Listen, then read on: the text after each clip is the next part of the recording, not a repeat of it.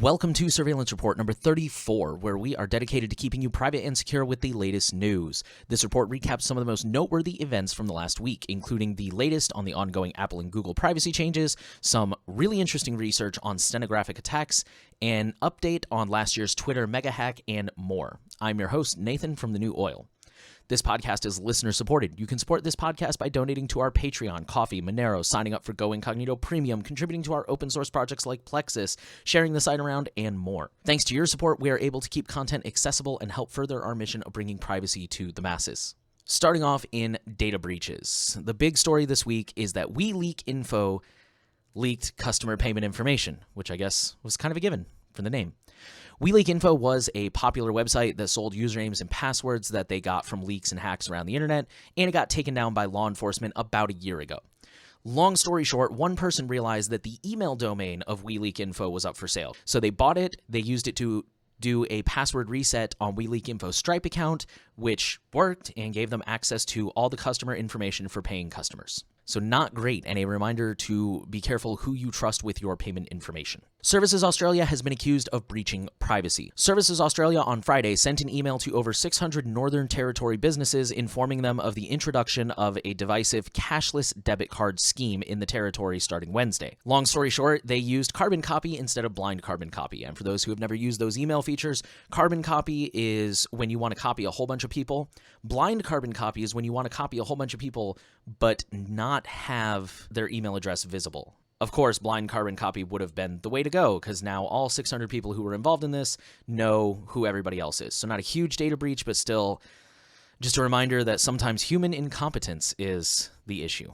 And last data breach story, the personal data of Line users in Japan was disclosed to a Chinese development firm. This story was kind of big. It popped up over and over in the headlines. Line is an encrypted app that apparently has data centers in China. I don't know if they claim to be end-to-end encrypted or if they're just regular, step above SMS.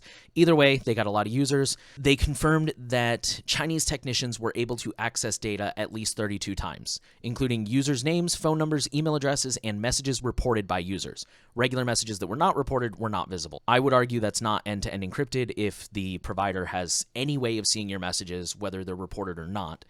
Either way, that unfortunately happened. They've since closed up the access point. Okay, let's move on to our company section, and we've got a lot to talk about this week. Let's start off with Google. First up, DuckDuckGo has made a tweet sharing Google's privacy labels, and there's a lot of stories about this, but this tweet was kind of what brought it to the mainstream attention. Quick recap for those who don't know, I believe it was late last year, early this year, Apple started rolling out privacy labels into the App Store, which were designed to give you a quick snapshot of an app's privacy policy.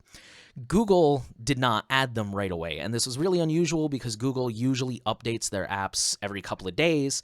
Well, the way the privacy labels on the App Store work is you cannot update the app until you add the privacy labels. So Google went months, I believe, definitely several weeks, without updating their apps, which was, again, very unusual.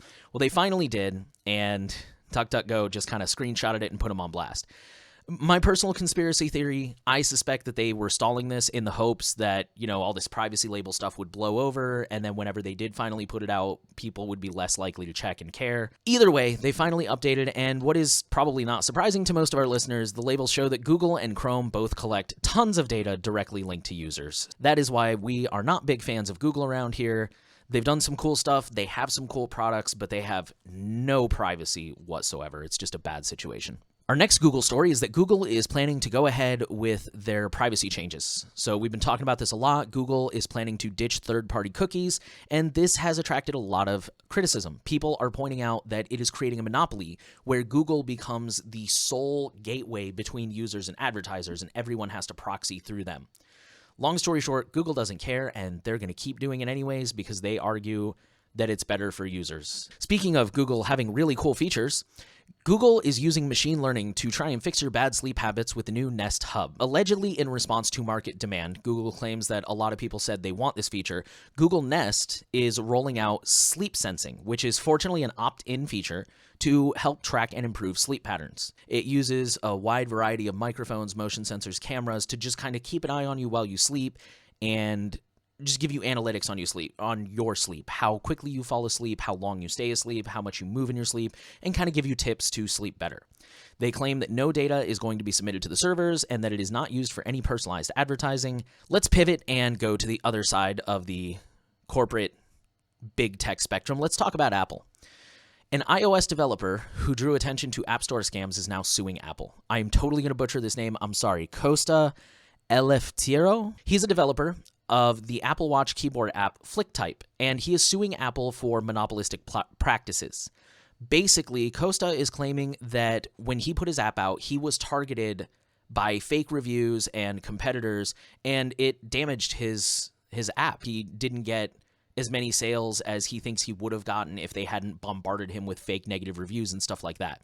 So he did report it to Apple. Apple took some action, and he's basically arguing that Apple did not do enough. A quick related story, Librem Tunnel is leaving the iOS App Store. So for those who don't know, there is a company in the privacy community called Purism. Purism does not just sell phones, they sell computers, and they also offer a suite of products like chat, social, mail, and VPN.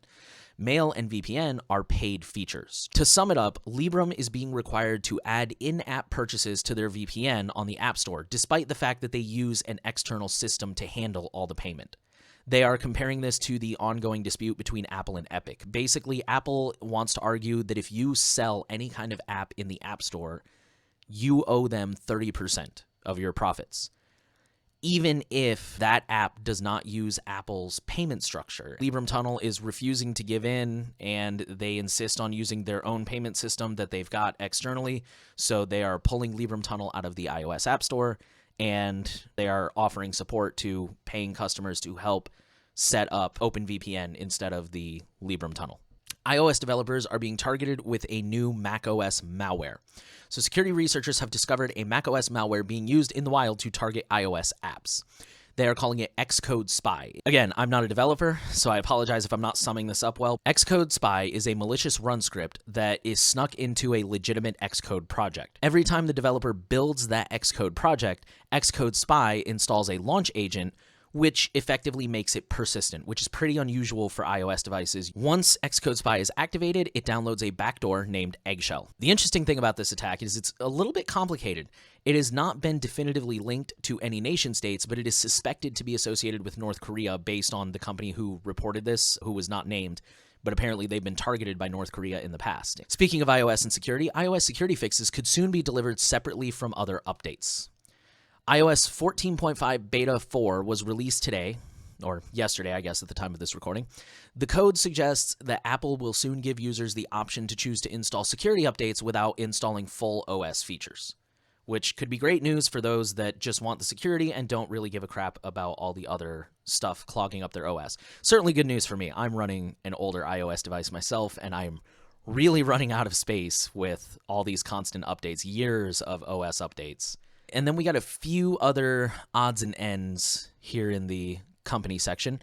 First up, the CEO of Sky Global is being indicted by the U.S. This is kind of a worrying headline, but let's break this down.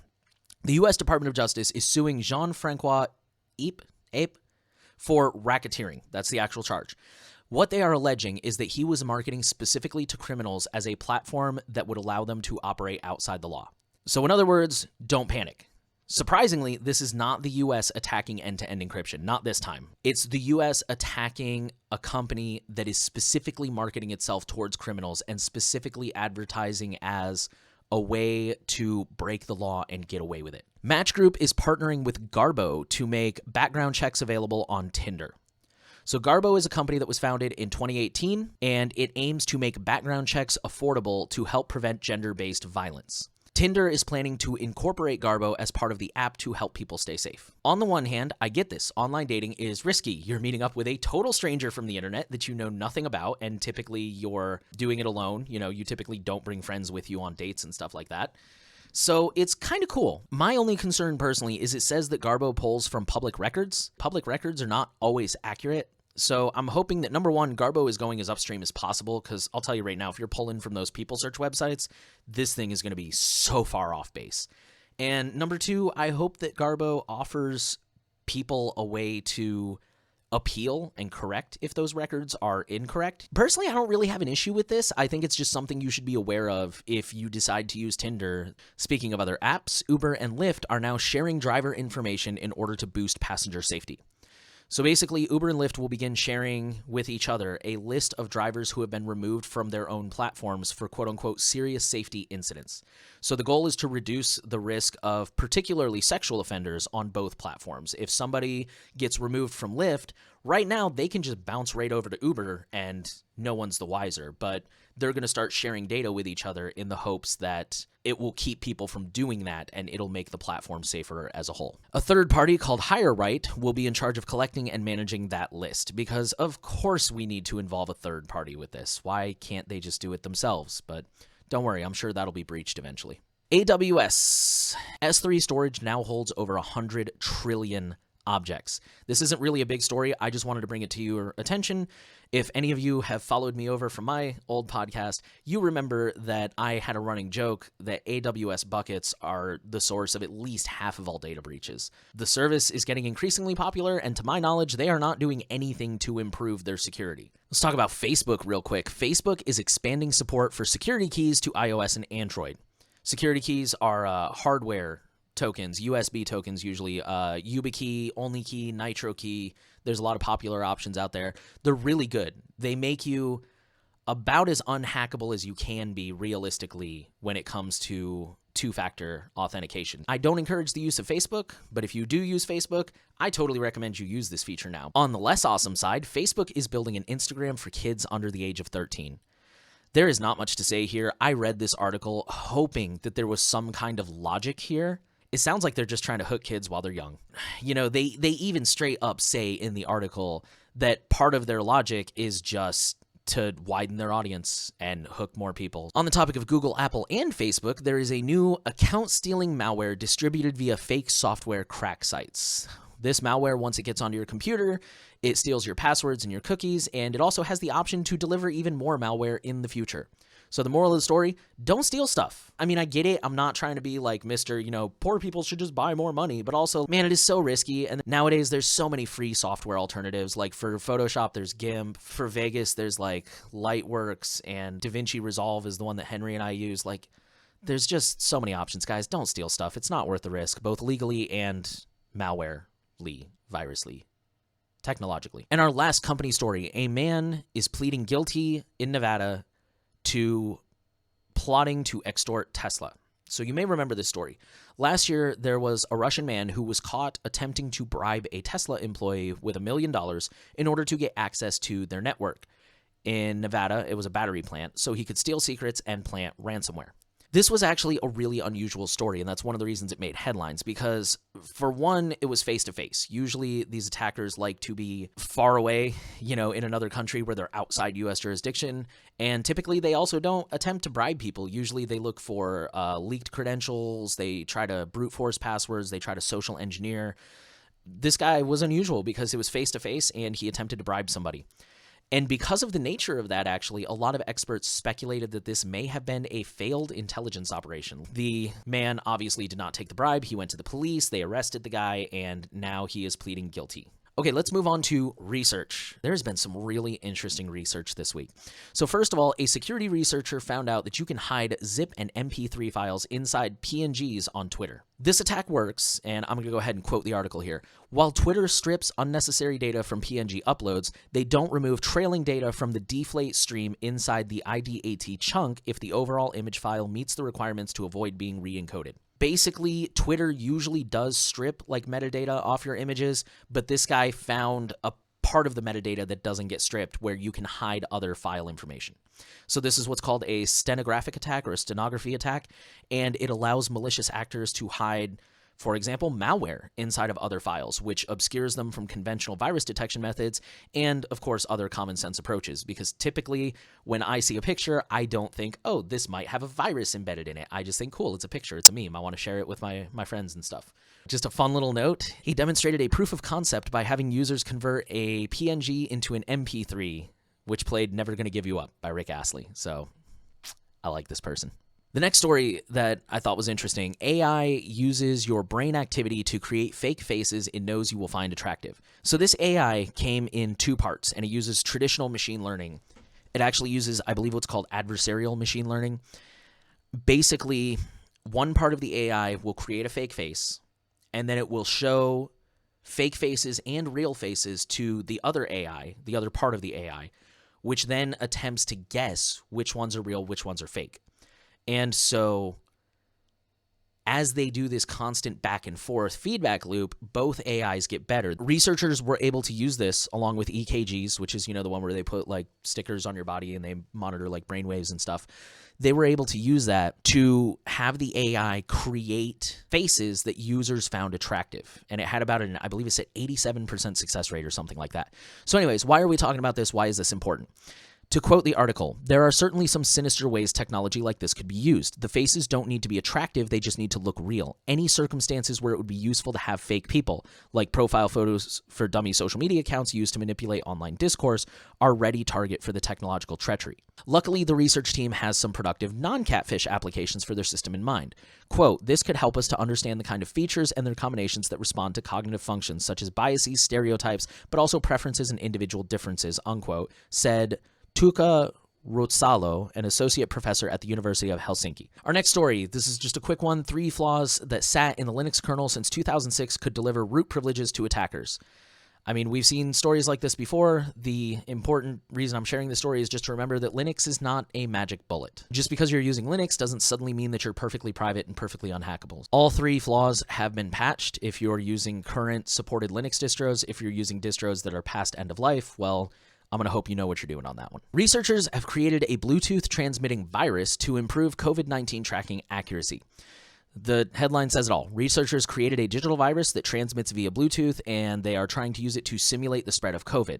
The goal is to help alert people sooner to a potential infection. How anyone thought this was a good idea is completely beyond me. If I didn't download a contact tracing app, I'm not consenting to you spreading your virus, even if it's benign and it doesn't do anything. Like, don't put things on my device without my consent. I guess moral of the story, keep Bluetooth off when you're not using it. It's really risky and it's really not safe. DuckDuckGo Privacy Essentials had some vulnerabilities. So this article is a technical deep dive. However, fortunately, the author said in the comments, there's basically 2 takeaways. Number 1, the issues have been fixed. So if you use DuckDuckGo Privacy Essentials, these particular issues, you don't have to worry about them anymore.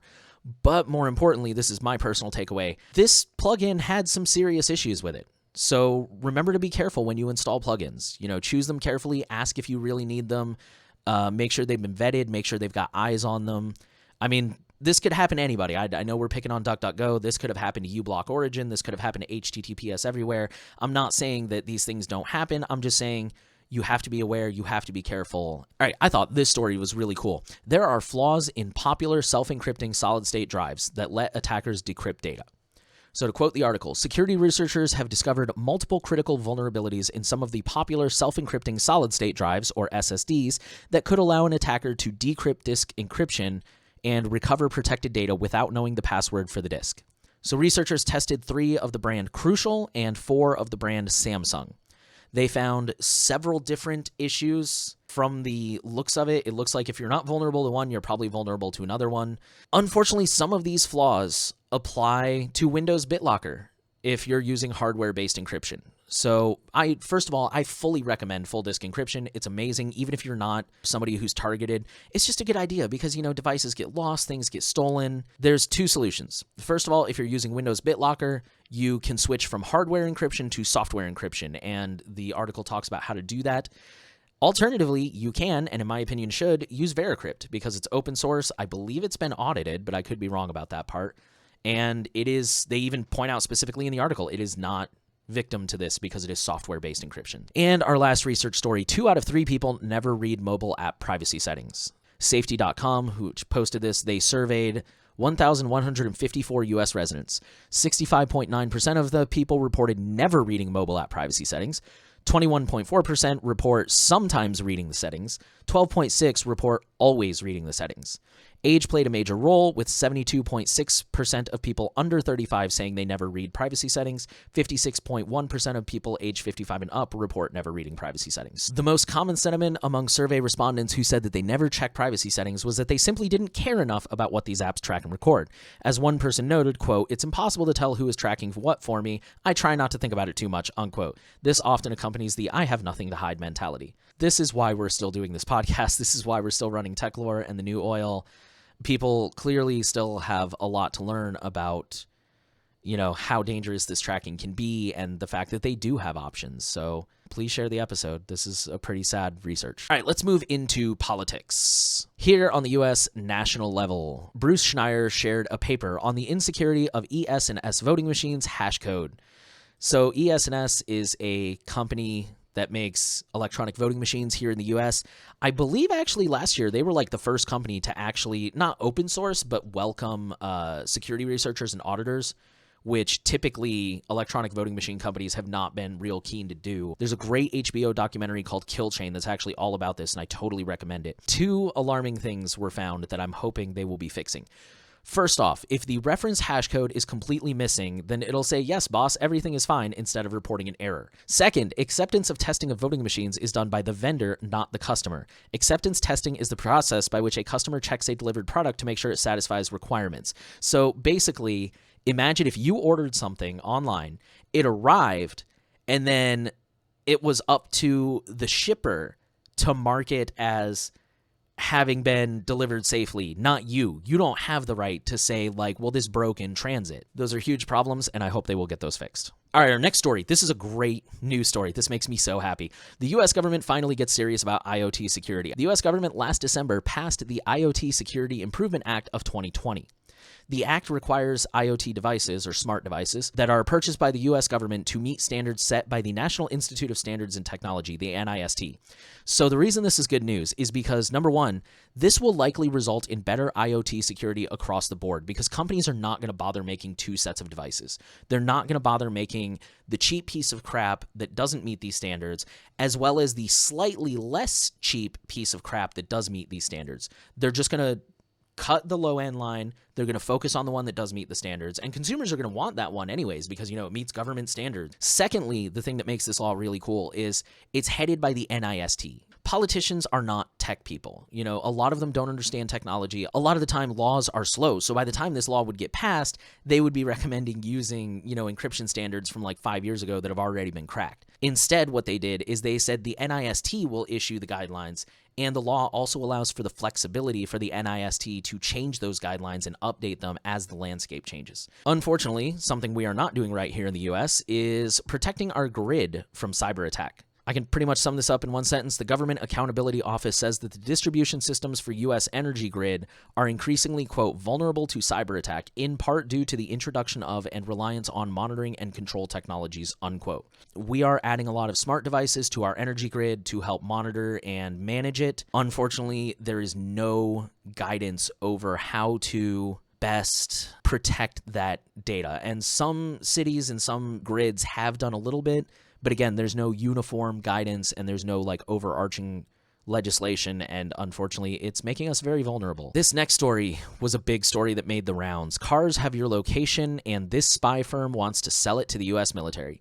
So there's a group called the Ulysses Group. They are claiming that they can provide real-time information on specific cars, quote, in nearly any country on Earth, unquote, by using, quote, data collected and sent by the cars and their components themselves, unquote. As most of us know, modern cars come with all kinds of fancy features. They come with not just Bluetooth, but they also come with navigation, apps. Because of those abilities, your cars are also giving off a lot of data, and we've talked about that on some previous episodes. This group is getting their hands on all that data and collecting it, and now they basically want to partner with the U.S. military, because they're not just working in the U.S., although I'm sure this will be used in the U.S. They're also working in other countries, which means the military would have real-time, much more accurate information on the movements of enemy soldiers, intelligence officers, things like that. And they could use it for surveillance.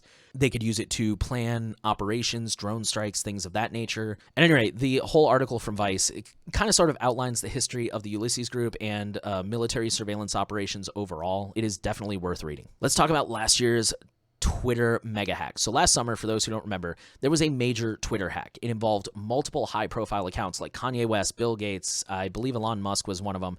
And basically what they were doing is the hackers got in and they posted a status that was like, hey, I'm feeling generous, because, they're posing as all these super rich millionaire people. They're like, I'm feeling generous. If you send Bitcoin to this address, I will double whatever you send me. And they made over $100,000, I believe, if I remember that correctly. Of course, they got caught. Twitter locked down their system. One of the hackers, Graham Ivan Clark, has been sentenced to 3 years in jail. Clark was underage when this happened. He's now 18. Because he was underage, they decided to charge him as a minor. They gave him 3 years in jail and 3 years probation. He is not allowed to use a computer without supervision, which just sounds horrible to me. And if he breaks his violation, or he breaks his parole, he will spend a full 10 years in jail. There are 2 other Twitter hackers, and I believe that they have not been sentenced yet. Let's move over to Utah. The U.S. state of Utah is campaigning against porn. So Utah, for those who don't live in the U.S., Utah is a very conservative state. They have a very high population of a specific religious sect called the Latter-day Saints, or you might know them as the Mormons. Very conservative, traditional people. Very nice people in my experience, but very traditional conservative values. So because they have such a high population, Utah tends to be very aggressive about things that they deem as immoral. And to quote the article, a new requirement that all cell phones and tablets sold in the state automatically block pornography. It also says that this law would not go into effect until 5 other states also enact similar laws. The National Center on Sexual Exploitation, an anti-porn group, cheered the bill, saying that while many electronic devices come with filters installed, turning them on can be challenging for parents. So that was kind of their rebuttal to the whole idea of like, well, they already have parental filters. I think the real privacy concerns come from this last note I made here. The bill as written could apply to any device activated in Utah, raising the possibility that it could require location tracking to activate filters on the phones of anyone coming into the state. I didn't make a note of this part, but they did point out in the article that these filters are not just about porn. It's a lot of them will block anything that's sexual adjacent. They'll block websites about sexual education or LGBTQ issues. They'll block things that could be considered sexual even though they're not porn. Nude artwork, for example. Let's jump over to California real quick. California has passed a new regulation banning dark patterns. An example of a dark pattern, I'm sure you've seen these. For example, if you try to delete your account and it says you have to contact customer support, there are things that are designed to force you into a certain behavior, whether that's keeping your account or accepting cookies or signing up for a premium, things like that. The law will also require a privacy options icon that users can use to manage privacy settings like opting out of personal information sale. Even though this is a California law, I think this is great because, as I mentioned earlier with the IoT devices, people aren't going to make one website for California and another website for the rest of the US. They're going to make one website and they're going to make it conform to California standards because it's always easier to conform with the strictest standards and then just let everybody else catch up. All right, now we're going to move overseas. We're going to start in the UK. Victory in the Against Borders for Children campaign. School census nationality data destroyed after ICO audit. In 2016, the UK did a census campaign and they recorded the nationality and country of birth data from millions of school children. When they initially did that, the schools minister told the MPs, the members of parliament, that the data would stay in-house. They would stay with the Department of Education for analytical, statistical, and research purposes. But this charity who posted this article, they did an investigation and they found out that wasn't true. The data would have fallen under the government's overall data sharing agreement, so it would have been subject to being shared with other departments. And so finally, after a long fight, this group has successfully gotten this nationality data deleted on all these children. No matter where you stand on the idea of border security and open borders, I think we can agree that, number one, governments are really bad at respecting citizens' privacy. Number two, governments are really bad at keeping that information safe from hackers and data breaches. And number three, I hope we can all agree that children kind of deserve an education, and I'm not sure what the point of this information is. Like, I could understand if they wanted data on first language or something like that for that very reason. Maybe they could create programs to help students that don't speak English as a first language, but nationality, country of birth, that just seems so unnecessary. Okay, a quick Apple story. France is refusing to block Apple's privacy changes. So the online ad industry, whoever that is, the article didn't specify that, they attempted to get France to block Apple's upcoming changes, which would require users to give consent to be tracked. France refused to block this while the case is investigated. So that's great. We're going to talk about this in a second. Basically, Apple has this new program called App Tracking Transparency, which requires apps to ask permission before tracking users individually. Ad industries do not like this, of course, because when most people are presented with pop-up, they're going to say, ew, no, leave me alone, and they're going to deny it. Some of these companies attempted to get France to put an injunction on this and keep it from being implemented. France is still investigating the case to decide whether or not this practice conforms with antitrust laws and stuff like that. But in the meantime, they're not blocking it. Apple can roll it out. All right, and finally, let's go to China for a minute. So first up, Signal appears to be blocked in China.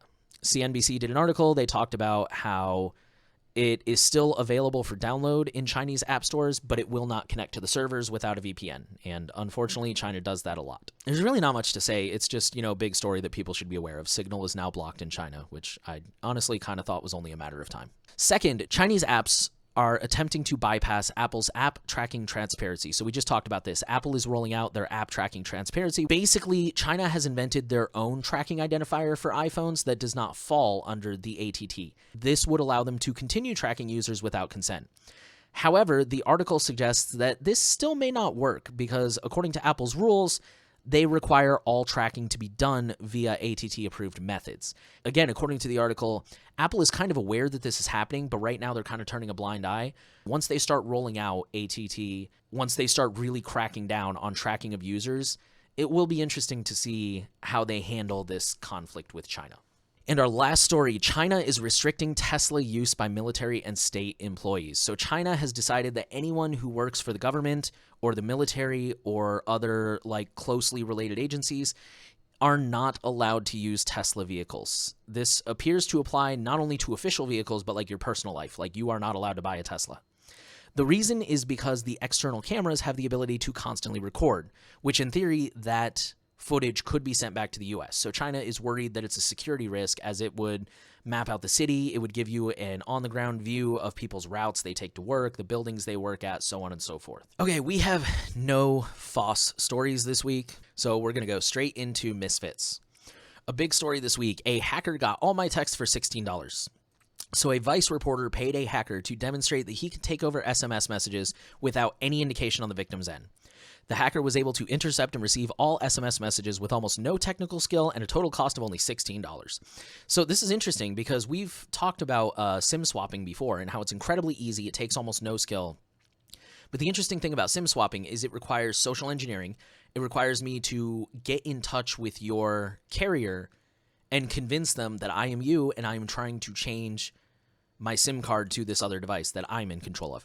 And you will actually be tipped off if this happens because your phone will suddenly lose connectivity to the network. Well, this new method bypasses that, actually. Your phone still functions, you just never get the text messages, so you have no idea this is happening. Moral of the story here, don't use SMS two-factor, use an app like Tofu or Aegis or something like that, or use hardware key if you can, that's even better. And don't use SMS at all. Just use encrypted messaging. Use Signal, Wire, Matrix, XMPP, whatever floats your boat, man. Our next story, Victoria University of Wellington accidentally deletes all files stored in a desktop computer. Victoria University of Wellington was performing a data wipe to clear inactive users. So that includes old students that no longer attend, teachers that have moved on or retired, so on and so forth. An unexpected issue, quote unquote, wiped all files saved on desktop computers, which affected a significant number of staff and some students. Most of the files have been recovered, but not all of them. The particular piece that made me, hurt me on the inside is said some PhD students reported losing a whole year's worth of data.